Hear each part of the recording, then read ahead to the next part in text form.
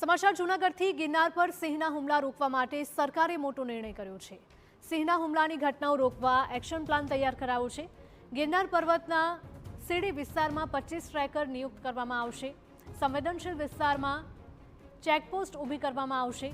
ગિરનાર પર યાત્રિકોની અવરજવર અંગે માર્ગદર્શિકા બનાવવામાં આવશે। દાતાર વિસ્તારને કાયમી સાયલેન્ટ ઝોન જાહેર કરવામાં આવ્યો છે। વન્ય પ્રાણી પર ડ્રોનથી નજર રાખવામાં આવશે।